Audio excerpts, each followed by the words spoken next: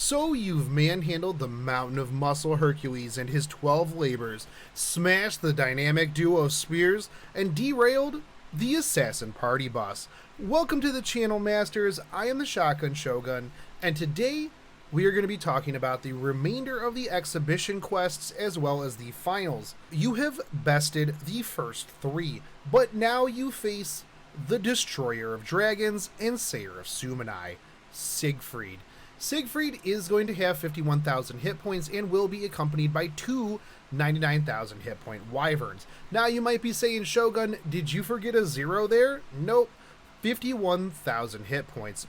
But he comes with 200% defense up and a 90% damage cut. He comes with a fully charged NP bar turn 1 and has a skill that will charge his NP bar by 1, remove any debuffs on him, and heal him for 2,500 damage. Now, this is not as bad as it originally sounds. Don't get me wrong, it still sucks, but it's not the worst. He can be damaged by flat damage buffs, i.e. Divinity, Damage Plus, etc. This means that the damage up from Waver will allow the extra damage to go right through. Same with the additional damage provided by Saber Lancelot's NP. He can also be damaged by flat damage from Poison, Curse, and Burn, though he can just remove those with his skill. Defense ignoring skills and Noble Phantasms will be clutch here, but they will only ignore up to 100% of the defense buff. So while these are absolutely needed, they are not an instant win. Now, one of the super easy modes for this is double Waver and a Servant that can ignore defense. The damage up from Waver's attack buff will make short work of this, along with the defense down on their NP. Couple that with the Servant ignoring defense, and it should be over quick. The key here is to be able to get the 60% defense down or more if you have higher Waver NPs. Add in the flat 1,000 damage and 60% attack up from the attack buff, and while you have the curse damage as well, it's likely going to be cleansed quick anyways, so we're not really counting that in. You will want to run a Mystic Code with an attack up to stack more damage, and you will want to use Waver Damage Dealer NPs in that order, obviously. But what if you don't have access to a Waver? Well, let's get into that. Now, I will state that it is very important to have at least one Waver. You can use a Friends, and I'm pretty sure that there are some folks with a 10-10-10 Waver that need friend points, so check in the comment section for one. So, we're going to assume one friend Waver for setups. Well, for support, you have Shu 10. Not only does she provide attack buffs, but defense down, charm, and her NP drops defense even further, with a whole slew of other debuffs. If you are looking for straight defense down, you have Lancer Liz and Carmilla, who will provide 20% down. Liz is, well, a Lancer, and that might not go over too well against Siegfried. Carmilla does come with an NP drain, so this will help with managing Siegfried's first turn NP, and while she is normally a female killer, she will still do some damage to him and increase her own attack afterwards. When it comes to flat damage up, well, sadly Waver's about it. Now there are quite a few other options out there that increase attack and NP damage like Caesar, Iskandar, and Drake, but your best bet will be a Waver and a Shu 10. Now, when it comes to attackers, well, there's a few options here. You have your tried and tested true Archer Emiya because, well, people die when they're killed, and he can manage that. AoE defense ignoring Noble Phantasm with an evade is very solid. The one that I want to use, however, has the ability to one-shot Siegfried, and this is Kentucky Berserker. The one downside is that he might have a hard time making it to the last round due to, being a berserker. But if you are using the combat suit, you can always leave him in the backline and swap him in and charge him up. With an NP battery being 30% to start, this will give you enough charge to make do with a Limit Broken Rose CE and one Waver. So either borrow a friend's Kentucky or use your own Kentucky and borrow a Waver. I would bring in a Rosh to clear out a wave to make keeping him alive through the waves a little bit easier. Da Vinci, while not having type advantage, does have an NP that ignores defense along with an NP battery, and 85% chance to increase her own Noble Phantasm damage. You also have Shiki Assassin, who brings a defense ignoring NP to the table with an arts up, so this will stack your damage multiplicatively, and chances are you have her NP 5, so she's going to be hitting pretty hard. So this one is likely going to take a little bit of testing out to make sure you have everything ready, and then, well, try to blow them up in one go with a max stacked Noble Phantasm, because otherwise it is going to be a very long, hard fight.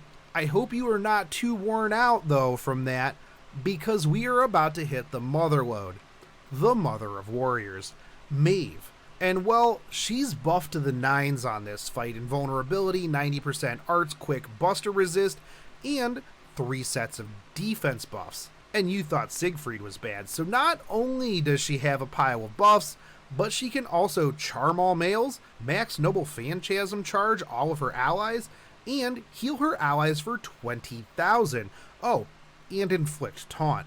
So not only do you have to deal with Maeve, but you also have to deal with 5 Celtic soldiers as well as 2 druids.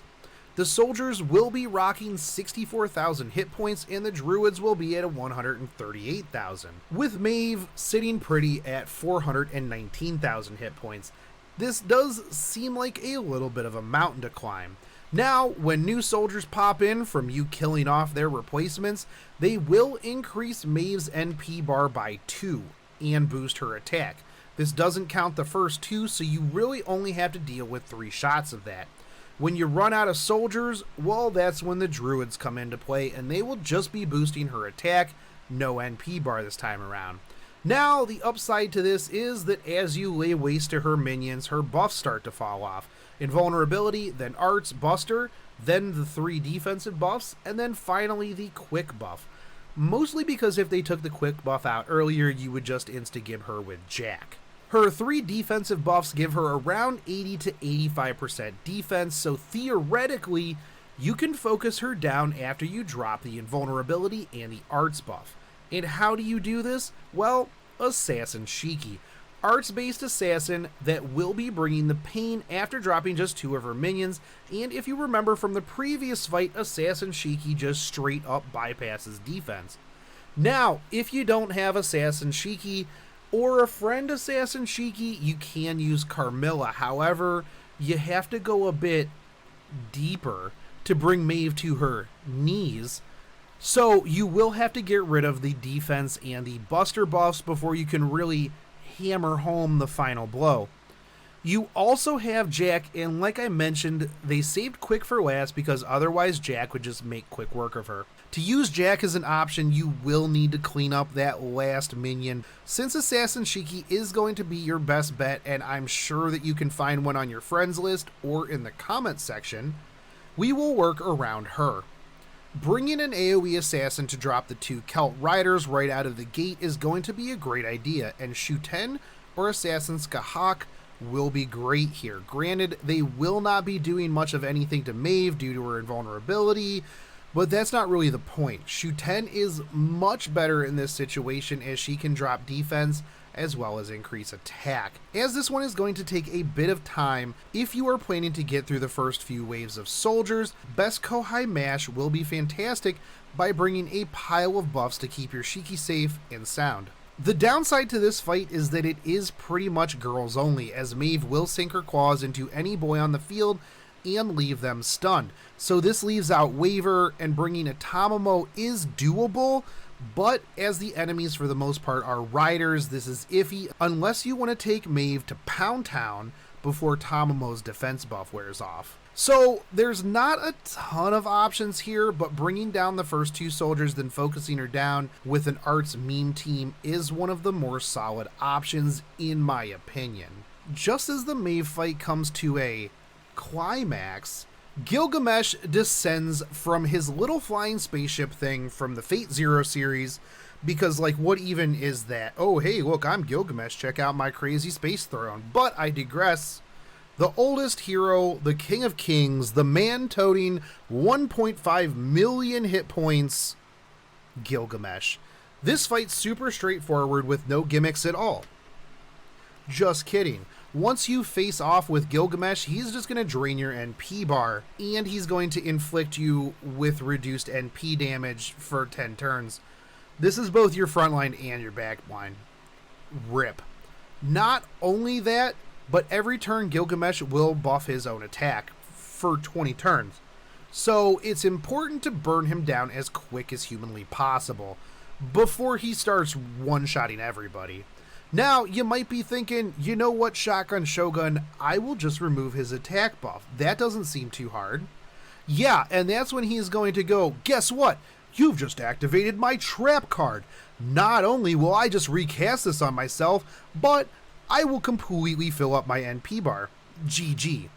That means good game. Now, outside of that, Gil will hit 5 times with each of his attacks, meaning that he will be filling up your NP gauge pretty quick. But it also means more damage. Gil has a very high debuff resist, so don't rely on any debuffs sticking to him because he is the Teflon Don. Only guaranteed things like Skahak's stun is going to land on him. This fight is about dealing a pile of crit damage, so that means you are going to need a single target Lancer that can make use of crit stars as well as charge their NP fairly quickly. And I know I said that your NP is nerfed, but using it is better than not using it. Skahak and the Fluffy Tail Parasol Toting Tamamo Lancer are the two big bad spear-carrying heralds of destruction for this golden boy. Skahak packing the anti-divine and Tamamo strapping on her anti-male boots. They both bring very interesting kits to the table. Personally, I am partial to my Fluffy Tail Beach Babe, so that is who I will be rocking, but you can also bring the pointy-pulled Pupperino Ku, who you likely soloed Herc with, so why not bring down another one? But if you are talking about crit damage, we can't forget about Lancer Artoria Alter.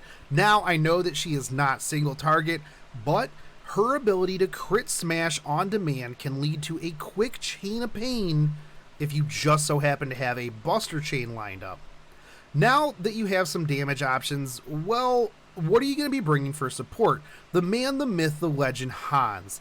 Nothing says crit support like Hans, that's for sure. Pairing him up with a Waver or a Mash means that you are going to be keeping your damage dealer and your crit engine alive until you can blow up Gilgamesh. If you have them, definitely bring some 2030s for even more crit star generation. Additionally, you can run Helena for crit star creation plus card effectiveness.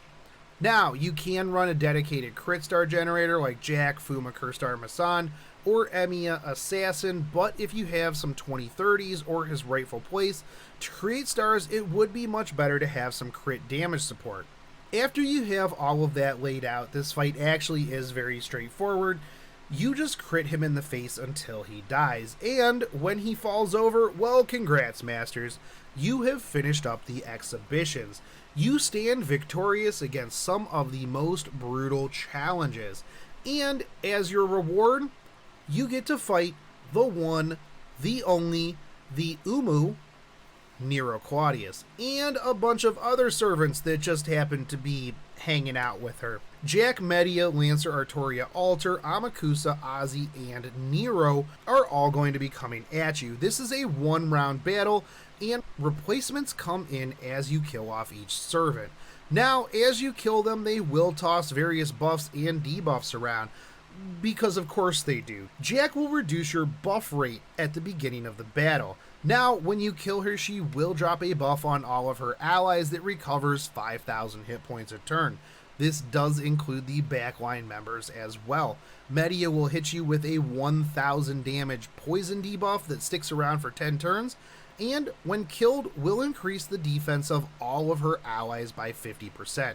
Lancer Artoria Alter, while she doesn't really do anything special to you right out the gate, on her death, she will put a buff on all of her allies that will increase their Noble Phantasm charge by 1, giving them 2 charges per turn. Up next is going to be Ozzy, and he is going to auto-cast his attack and defense buff first turn, and spam it fairly frequently after that. Now, That also increases the charge of everybody on the field. With Lancer Artoria down and Ozzy coming in, this is going to mean that the enemies are going to be spamming their Noble Phantasms. When he dies, he gives everybody on the field a buff that ignores evasion. Amakusa is going to decrease your servant's max hit points by 2,000 for 10 turns, and when killed, bumps up his ally's crit rate. Finally, you get to Nero. Comes in with 3 times Guts, reviving her at about 52,000 hit points each time. Increased crit rate, increased crit damage, increased attack, increased defense for 5 turns, and heals for 3,400. Additionally, will provide a one-time Guts to all allies when killed. Oof, now this is a lot of stuff. All of these buffs, by the way, that the enemies put on their allies, yeah, these aren't removable, so let's get that notion completely out of our heads. There is an order to how you should kill these servants to make this fight more manageable. You're going to want to kill Jack, then Amakusa, then Lancer Alter, then Ozzy, then Nero, then Medusa. Now, you might be saying, Shotgun Shogun, why am I saving Medusa for last? She's going to be spamming Rule Breaker on me constantly. Well, it's because if you kill her, she is going to increase the defense of everyone by 50%. And unless you're running a bunch of defense-ignoring NPs, well, it's going to make it a lot tougher. Couple this with Jack's 5,000 hit point per turn heal on top of Nero and Ozzy's self buffs, and you're in for a war of attrition. Killing Amakusa will increase the crit rate of the servants, but as long as you kill Lancer Alter shortly after, it's really not that big of a deal, and as long as you have some defensive buffs, you should be able to make do. Getting rid of Lancer Alter will make the NP's charge a little bit faster, so you are going to be getting hit with a lot more rule breakers after this. Ozzy should be taken down quick, as if you don't, he will continue to spam charge everyone's Noble Phantasm as well as his own buffs. At this point, you should just have Ozzy, Media, and Nero. And Nero will be hitting you fairly hard if she gets those Noble Phantasms off, so dropping Ozzy is priority here. Now, after you get done with Ozzy, you are going to want to focus on Nero next, and since she does have 3 times Guts, you will want to make sure that you work around this like you did with Herc, and not run a Brave Chain if you can squeak out more than 1 death blow per turn. After she drops, she will pop a Guts on Media, and, well, you can just clean her up without too much issue. Now, I know that this seems like a pretty tall order and a lot of work, but remember, while you can't use command seals to revive, you can use them for everything else, and I would highly suggest saving them for this fight. Being able to command seal up a Noble Phantasm or heal is very powerful and can turn the tides of this battle. But who do you bring? It is a solid idea to bring servants that can cleanse debuffs. Martha is a very good pick for that job because she can get rid of the poison and the reduced buff rate right from the start. Typical suggestions for supports, you have Waver, Tamamo, Mash, and Hans, but you will want to watch out for Ozzy if you do bring a double caster support, or just focus him down because you don't want him bringing the pain on your likely already hurting casters. When it comes to damage, Amakusa is going to shine here. As a ruler, not only does he only take half damage, but he dishes out flat damage. He can generate NP and stars very reliably, and his Noble Phantasm removes buffs.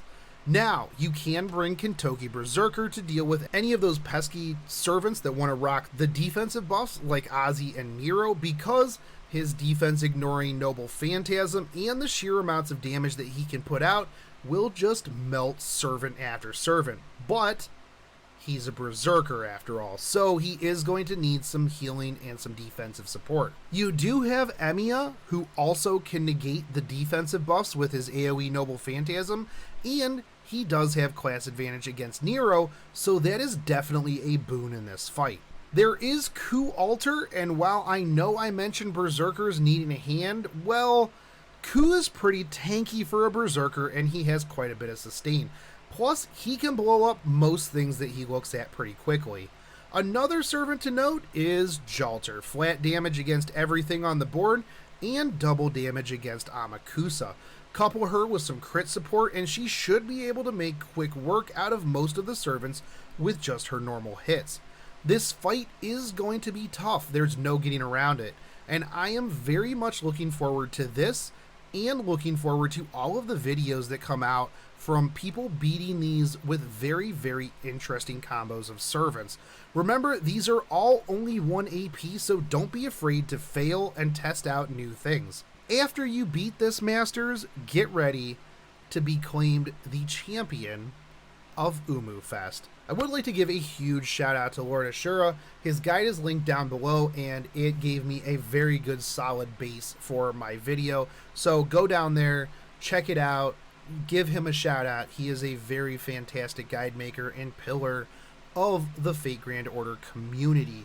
I would also like to take this time to thank all of the Patreons that help make everything on this channel possible, from giveaways to, you know, getting new equipment, stuff like that. You guys are fantastic. If you would like to join them, hit the link down below in the description. You get access to giveaways, my scripts, behind the scenes stuff. I want to start doing some more things with it, and you can get on the ground floor of that. Polls, all of that stuff. But if you would like to support the channel, just hit that subscribe button, smash that bell notification, drop me a like and a comment, and I will catch you guys next time. I hope that all of your lottery box farming goes fantastic. Umu!